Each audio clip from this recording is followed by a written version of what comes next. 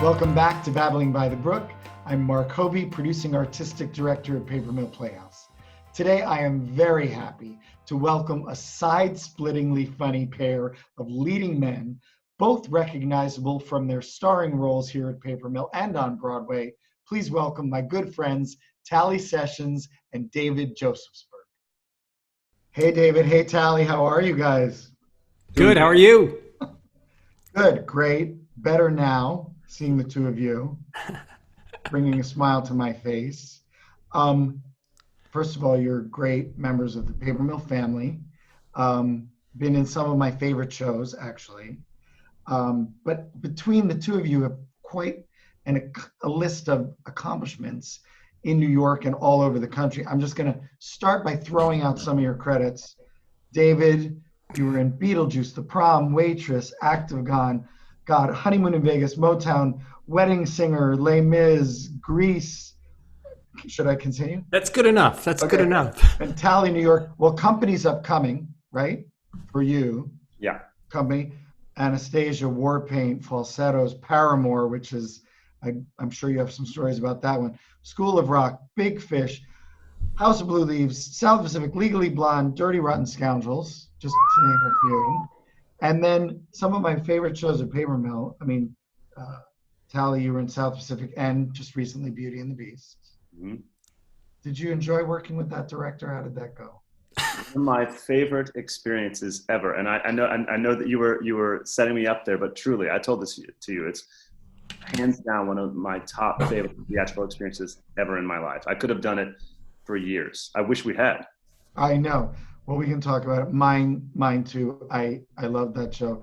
And then and David, Lend Me a Tenor, Comedy of the Tenors, Producers, and Honeymoon in Vegas. A couple of yuck comedy shows. Some of my favorite. Honeymoon in Vegas, one of my favorite shows we've ever done. Me too.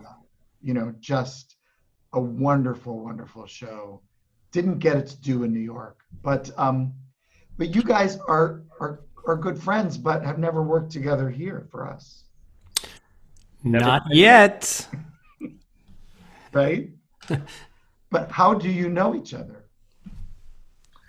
We met doing a very complicated dramatic musical called The Joys of Sex at the Variety Arts Theater that used to be on 13th Street and 4th Avenue. I believe Annie Warbucks or Annie 2, if this is the same thing, premiered there. That's all I know about it.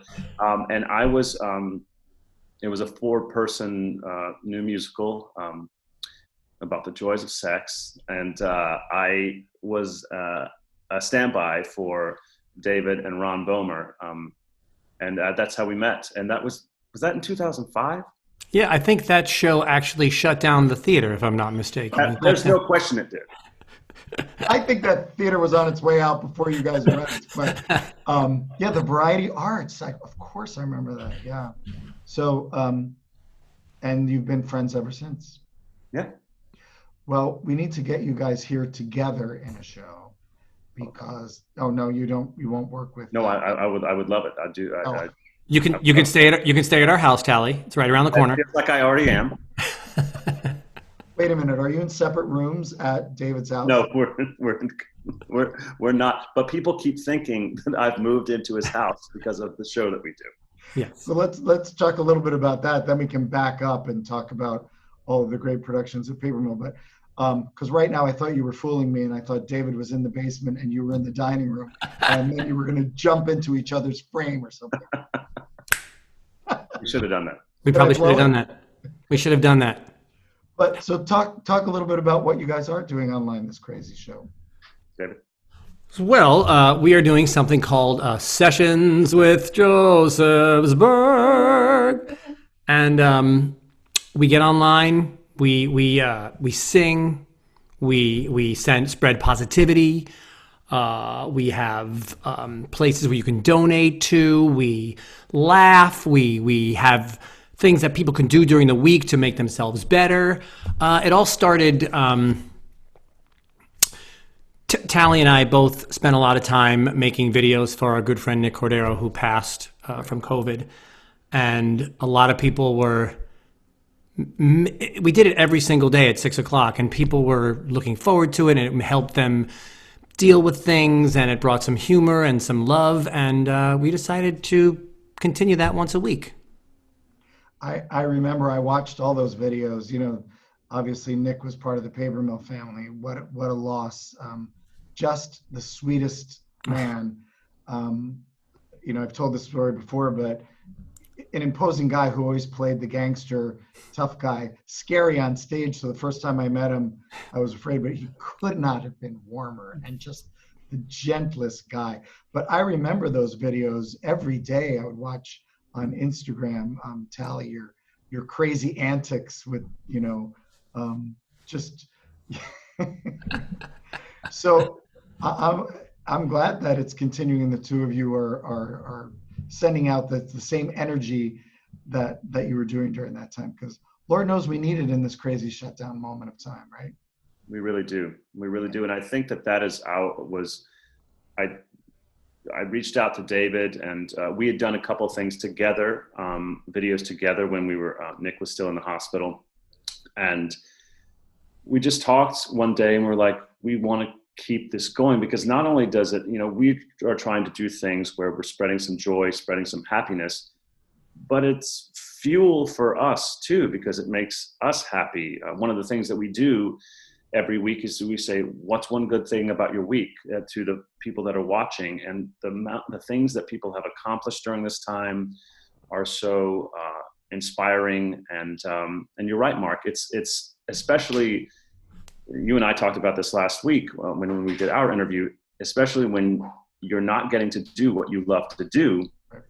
It's a way to feel valuable and creative, and we just have a great time doing it. Yeah, and we get to connect in almost the same way as doing shows. The support and the love that we've gotten from so many of these people, it really feels, it warms the heart as much as singing a power ballad maybe not, but it's very close to as good as you could feel doing that. And you have actually been in the same space for some of those moments, which is why people think, Tally, that you moved to David's house, right? I mean, yeah. I've seen some of those where you're on the front porch, socially distancing and all of that, but of course, having a crazy time there. I'm telling you, as much as people enjoy it, I enjoy it as much, if not more, because it's just so fun. It feels like you're doing something that has an impact, but it's also just this, Mark, but it is a blast to hang out with David Josefsberg. Like that's fun. I think it's a blast. I think it's a blast to hang out with both of you, and I think that part of it also is I've been talking to a lot of artists friends of mine, people in the arts, all different segments, and there's a part of our soul that really is been squelched during this time, right? Being creative, sharing our talents, even though you were joking about it, singing a power ballad, that is part of who we are. It's part of your DNA. So it almost feels like you have to do it to keep your sanity, to stay alive. I think that this moment in time has been a little harder on people in the arts, because their job is not just their job, it's their identity in many ways, right? And it's more than just punching a clock at a bank or something like that. It's who you are. It's why we went into the theater, right? Yeah. We certainly didn't go into it for the money and the fame, but no. But I think that that's important. You have to keep doing that stuff. Yeah. But let's go back a little bit and talk about your time here at Paper Mill. And I'll start with Honeymoon in Vegas, just because I'm staring at you, David. But one of my favorite shows ever at Paper Mill, and funny, when we had secured that show and we're bringing it here, I had never seen the movie. So I had to actually go and watch the movie before we made that deal. And it's a good movie. It's a silly movie, but I think the show is so much better. Totally agree. Totally agree. Great score by Jason Robert Brown, right? An amazing cast. Rob McClure, Bryn O'Malley, Nancy Opal, right? The amazing. And David, you were spectacular in that show, playing many different parts, Thank you. right? Thank you. It was, yeah, oh God. It was one of my favorite, even specifically at the Paper Mill too, was one of my favorite experiences ever. I mean, I loved it on Broadway, obviously, but Yeah. God, this was such a close group. Like we would sit backstage. I can see it and more at the Paper Mill because there's more space than there is, which is funny, right? And we would sit there and just watch the overture every single day as a bonding cast. And that doesn't happen on every show. And we would just sit there and just be there together for 3 minutes watching this amazing orchestra and Jason's music. And it was just, and the crowd was so into it there. One of my favorite experiences. Yeah, let's also not forget Mr. Danza, Tony Danza. I was going to say that, but I was going to wait to see if you would. I didn't want him to, if he hears this, you're getting a lot of trouble or something if you didn't mention his name. I've been a fan of his forever. He's just a really talented guy. But that role that he had to play is a tough role. Yeah. Oh, yeah. Not really a nice guy. Somehow, when we were at Paper Mill, I played my 2 roles and also understudied him. But did you ever go on? No. Thank God I didn't have to go on. But he had such charm and such humor. Learned to play the ukulele, right? Tap danced. Tap dance. And are you a tap dancer? No, I mean, the only other real tap dance experience I had was when I auditioned for The Little Mermaid for you guys, and I wore my friend's tap shoes that are 2 sizes too big. I didn't get it.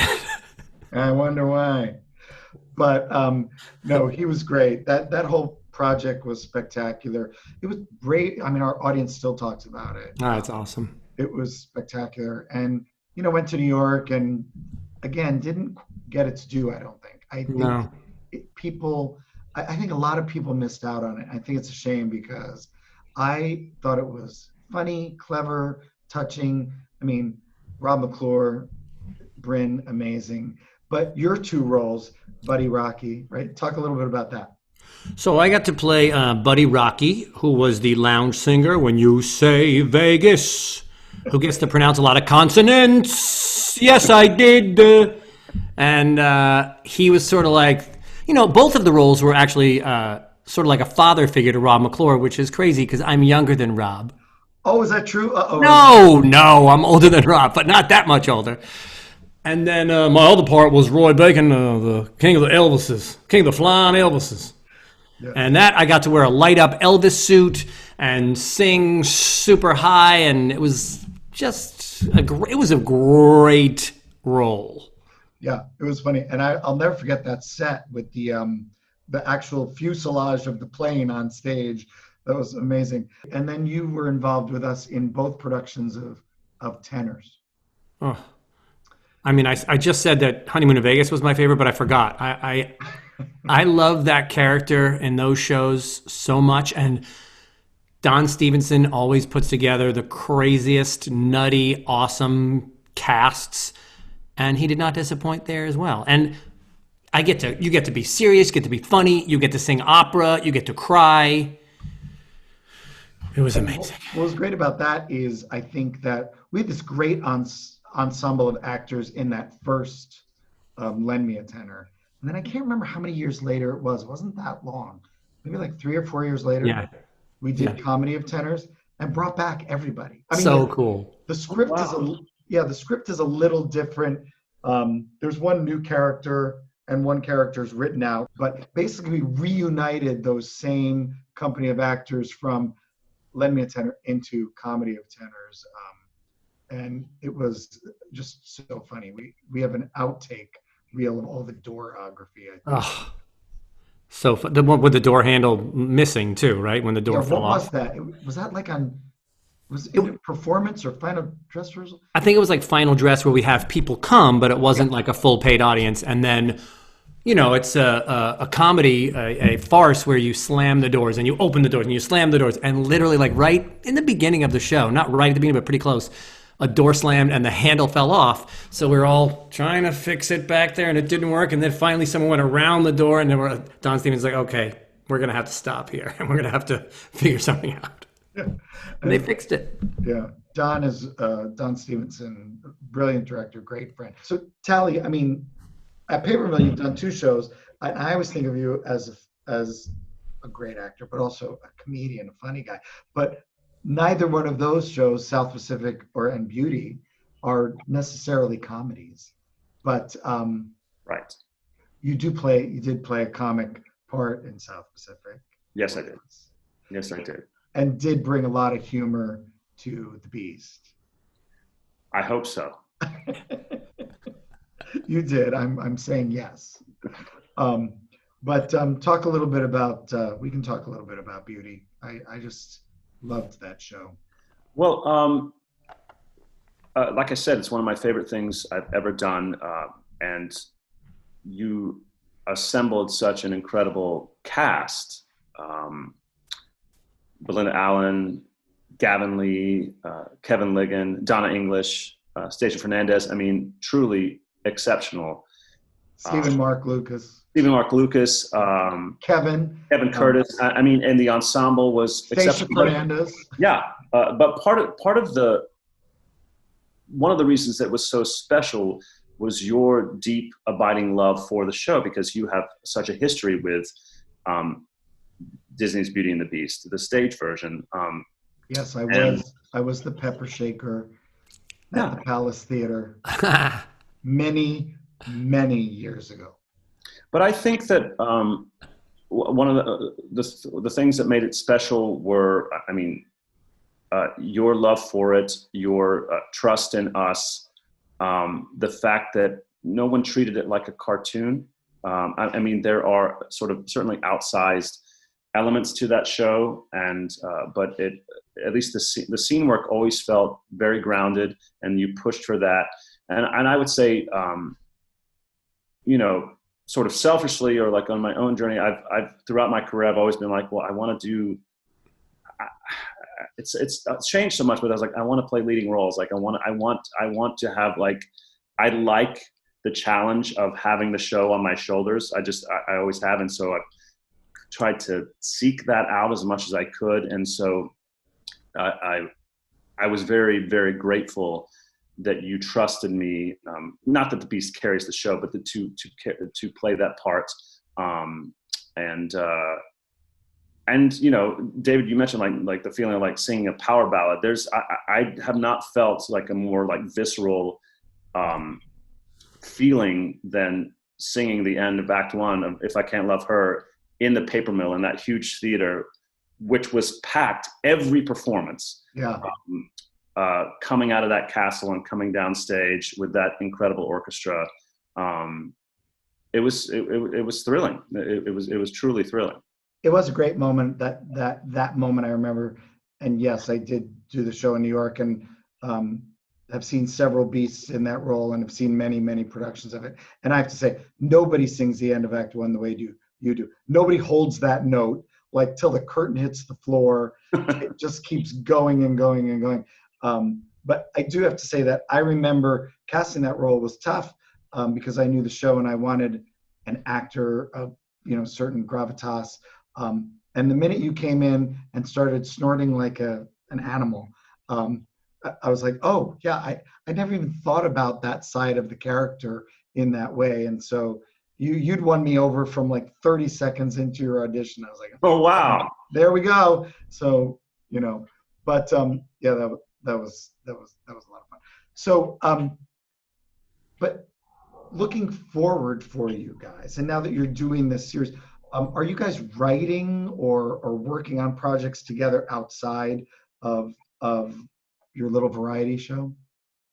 Not yet. I will say not yet. I mean, I one of the reasons that I wanted to do the show that we do on Instagram with David is because I mean, he's such a wonderful person, but he's so funny, so talented, and so quick and facile that I do, I do anything with him. David was saying we should do something together at Paper Mill. The trick is going to be keeping a straight face, because I have a hard time keeping a straight face. And I wanted to say, I saw the last performance of Honeymoon in Vegas at the Paper Mill. Then I saw it on Broadway because Dennis Jones is a very good friend of mine. And I walked out of that last performance of Paper Mill saying, this is the next great contemporary musical comedy. I felt that in my bones. I remember I literally, like, I was doing Big Fish at the time, and I finished a matinee. Angie Schwarr drove me to Millburn. I like walked in and got in my seat, and the overture started. And maybe part of that was, the excitement, but I was like, when's the last time you heard an overture like that? It felt like, I think I remember saying to Dennis, it felt like an old school musical comedy with the trappings of some contemporary storytelling, but the way it moved, the way it was directed, the characters felt from another time in a way, and I mean in the highest compliment. And David was incredible. And I actually auditioned for the Broadway production after, and I was like, thank God I didn't get it. But was it for the I was role like, of I Buddy remember Rock? singing, I was like, to cover like to cover like a bajillion people, and one of them was David's part. And I remember singing, I was singing Higher Love, and I was like, oh, thank God I saw this thing, so I know sort of what the hell I'm doing, but apparently not well enough. Higher Love was the Elvis number, right? Oh, so great.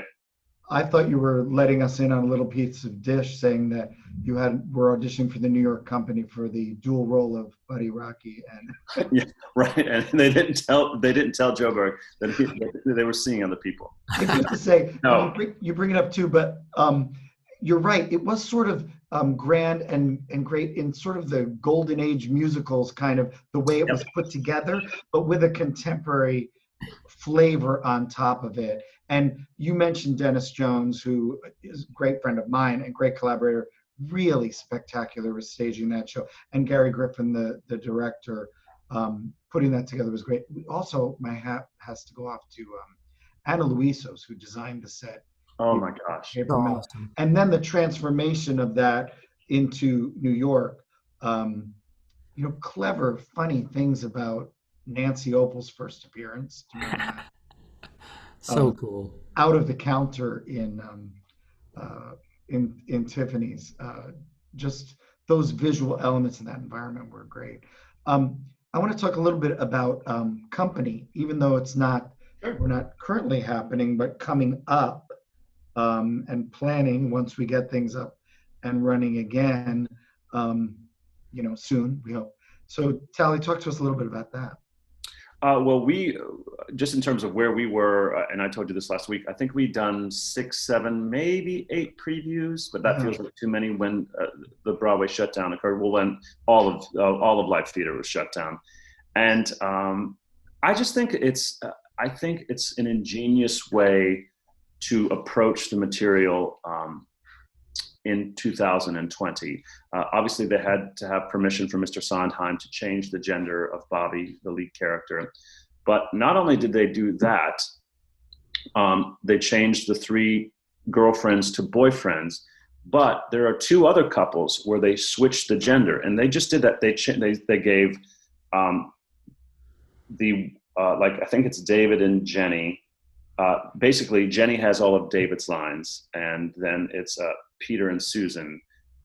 Susan has all of Peter's lines, and what that does is it empowers the women.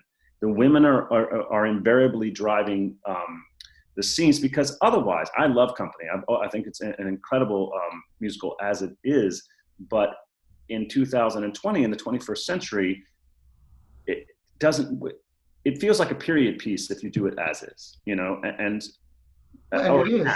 It is. It really is. It was a moment in time. I directed a production of it years ago.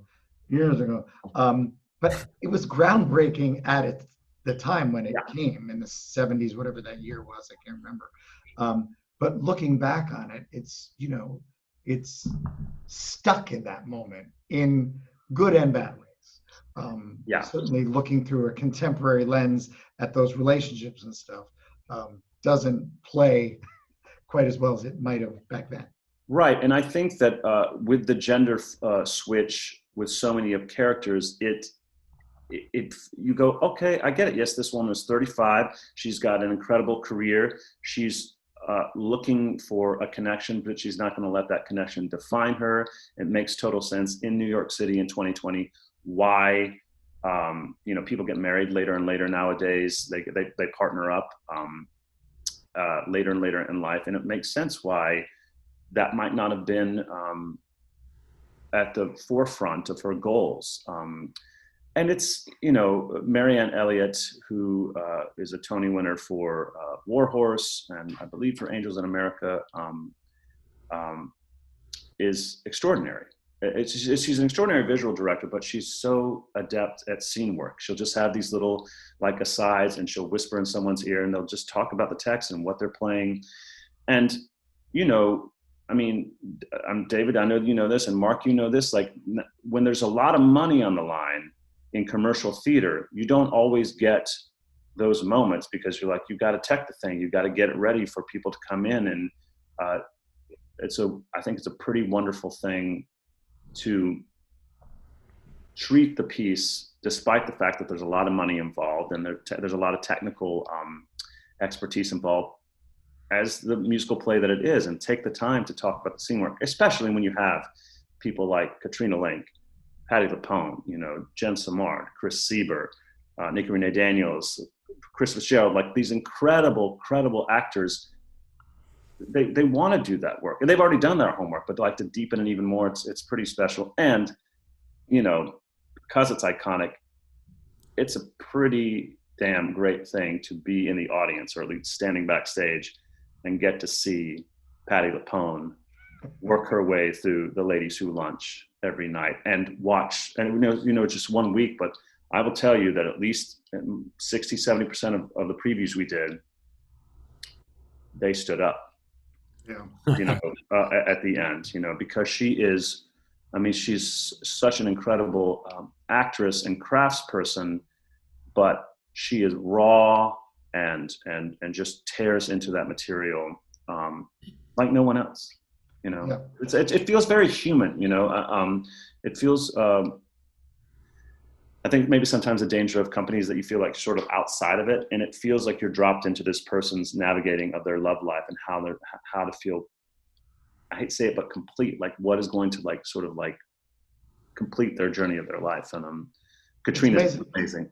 Yeah, it's amazing how a director can go in with a new point of view and take material and just like switch it around, turn it around like that. It doesn't always work, right. It doesn't always work to like take something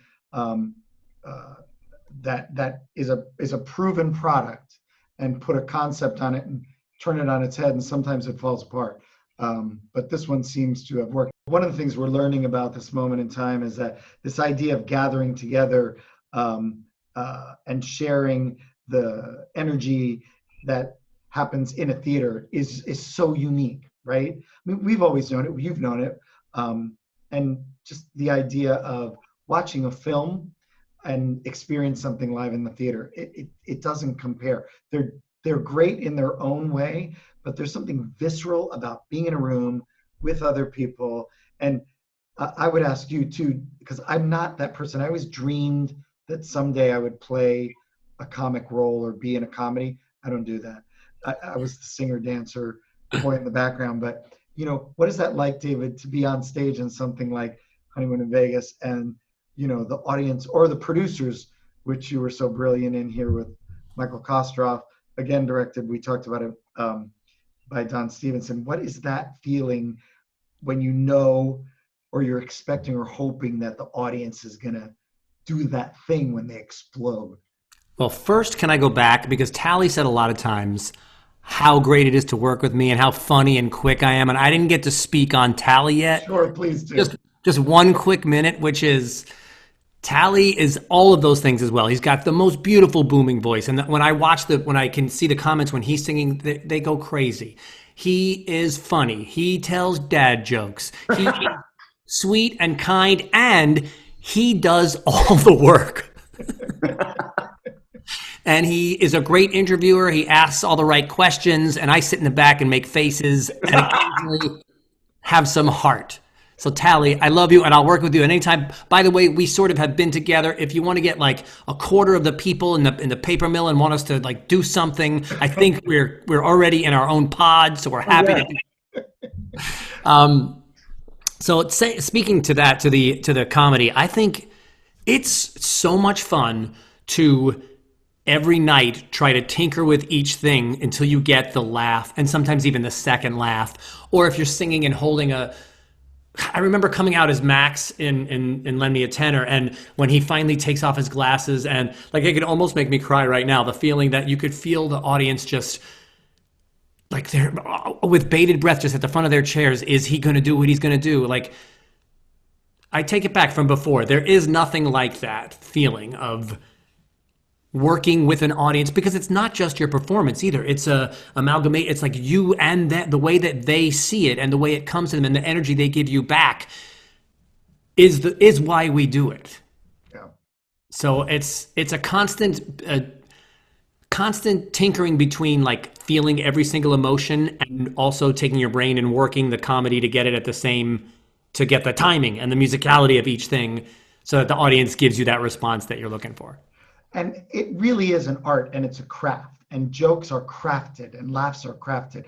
Watching Jerry Zaks, the brilliant director Jerry Zaks, watching him work on a single moment, and even oddly, one of the experiences I remember very well, he's not really a theater director, was Blake Edwards, brilliant on film, but watching him craft a moment until the audience explodes with laughter, you know, and that takes, sometimes you think you have it in the studio, then you get in front of an audience not there. Exactly. Like, what happened? That was so fun. What happened? It was so funny in the studio. Totally. One thing I want to ask you about is, have you ever had an occurrence of something that you didn't think was funny and the audience laughs and you have to figure out why that is? Oh my gosh. I can't give, yeah, so many times I feel like it's because for me, when I'm delivering something maybe serious, but I have this face, I feel like sometimes I may have to work a little harder to let them know, no. This is what's happening here, and here's this moment. That's not. Don't believe this. Believe what you're feeling. Right. I can't think of a specific moment right now. Tally. I think that what I mean, the things that I've learned, I know there are a couple things in Beauty and the Beast that I knew. I thought that there were some things that I thought were going to be funny, but that was in my head. You know? And because it's such a huge show and required, you know, multiple rehearsals and putting it together, and you guys were so wonderfully organized, you still don't know what's a rehearsal laugh and what's an audience laugh, especially in a theater that is as large as Paper Mill, you know, what, 1,140 seats, something like that. You wonder if it's going to transfer. And then there's the trap of, like, you think it's funny because hopefully the situation is funny, not, oh, this is a funny joke, so I'm going to like really hammer it home because I'm going for the laugh, as opposed to just like playing the situation. That's I think there's like being in the moment, like David, you were talking about, and then like, how do you calibrate exactly how to say it and how much to wait, you know? And also I find so much is about, in a big theater, letting them get it. Yeah. Like not moving on to the next thing, like being still. And then there's the quick thing of the truth of the moment, in addition to, I'll call it the Brooks Ashmanskas, who plays it serious, but also knows it's a funny moment, and then puts a funny moment on top of that funny moment, and then a funny moment on that top of the moment, and that funny, and it continues rolling, but with the truth of the moment. Right. And I would say, going back to what Tally said, especially in Paper Mill, because there's a long distance from the stage to the back of the house, I always say you have to serve it up, right? And let it get out there before you go on, right? You got to lay out the joke and then let them hear it and react. Otherwise you step on your own laugh. I also wondered, have you ever like lost a laugh? Like you've been doing something for a period of time and it's always funny, and then you go out one night and you're like, wow, what happened? I certainly have done that many, many times, and it's hard not to. It's a matter of like so many different things, though. I feel like it can be just an audience doesn't find it funny, which is what I usually believe.